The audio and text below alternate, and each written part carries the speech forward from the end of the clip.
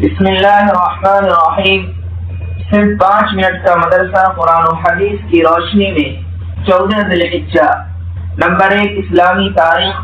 علامہ عبدالرحمن بن جوزی رحمۃ اللہ علیہ 6 صدی ہجری میں عبدالرحمن بن جوزی رحمۃ اللہ علیہ ایک بہت بڑے محدث، مورخ، مصنف اور خطیب گزرے ہیں۔ سن 508 ہجری میں بغداد میں پیدا ہوئے۔ بچپن میں باپ کا سایہ سر سے اٹھ گیا اور جب پڑھنے کے قابل ہوئے تو ماں نے مشہور محدث ابن ناصر کے حوالے کر دیا اور آپ نے بڑی محنت اور شوق کے ساتھ اپنا تعلیمی سفر شروع کیا۔ وہ خود فرماتے ہیں کہ میں 6 سال کی عمر میں مکتب میں داخل ہوا۔ بڑی عمر کے طلبہ میرے ہم سبق تھے۔ مجھے یاد نہیں کہ میں کبھی راستے میں بچوں کے ساتھ کھیلا ہوں یا زور سے ہنسا ہوں۔ آپ کو مطالعہ کا بڑا گہرا شوق تھا۔ وہ خود بیان کرتے ہیں کہ جب کسی نئی کتاب پر میری نظر پڑ جاتی تو ایسا معلوم ہوتا کہ کوئی خزانہ ہاتھ آ گیا۔ میں نے صرف طالب علمی کے زمانے میں 20,000 کتابوں کا مطالعہ کیا۔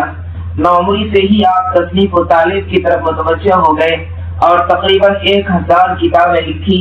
آپ کی تصنیفات میں کتاب الموضوعات، صفت الصفوہ اور سعید القادر بہت بلند پایا حیثیت رکھتی ہیں۔ آپ کی وفات سن 597 ہجری میں بغداد میں ہوئی۔ نمبر 2، حضور صلی اللہ علیہ وسلم کا معجزہ، بے ہوشی سے شفا پانا۔ حضرت جابر رضی اللہ عنہ فرماتے ہیں ایک مرتبہ میں سخت بیمار ہوا تو رسول اللہ صلی اللہ علیہ وسلم اور حضرت ابو بکر صدیق رضی اللہ عنہ دونوں حضرات میری عیادت کو تشریف لائے۔ یہاں پہنچ کر دیکھا کہ میں بے ہوش ہوں تو آپ صلی اللہ علیہ وسلم نے پانی منگوایا اور اس سے وضو کیا اور پھر باقی پانی مجھ پر چھڑکا، جس سے مجھے افاقہ ہوا اور میں اچھا ہو گیا۔ نمبر 3، ایک فرض کے بارے میں، قضا نمازوں کی ادائیگی۔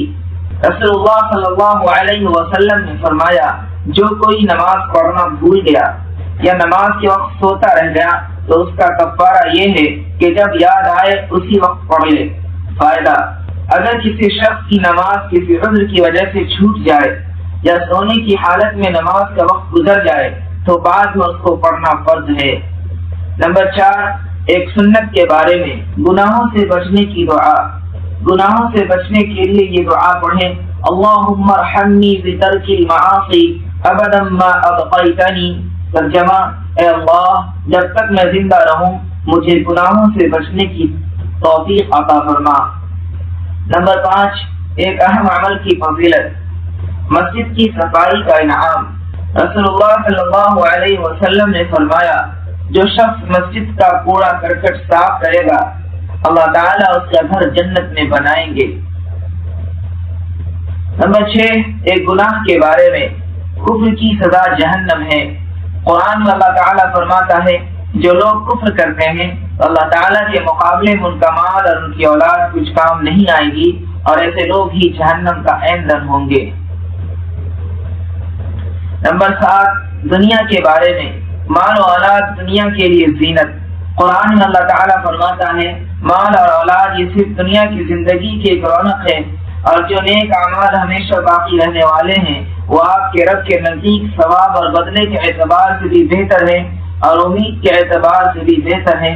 لہذا نیک عمل کرنے کی پوری کوشش کرنی چاہیے اور اس پر ملنے والے بدلے کی امید رکھنی چاہیے۔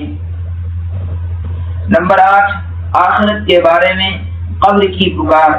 رسول اللہ صلی اللہ علیہ وسلم نے فرمایا قبر روزانہ پکار کر کہتی ہے میں تنہائی کا گھر ہوں، میں مٹی کا گھر ہوں، میں کیڑے مکوڑے کا گھر ہوں۔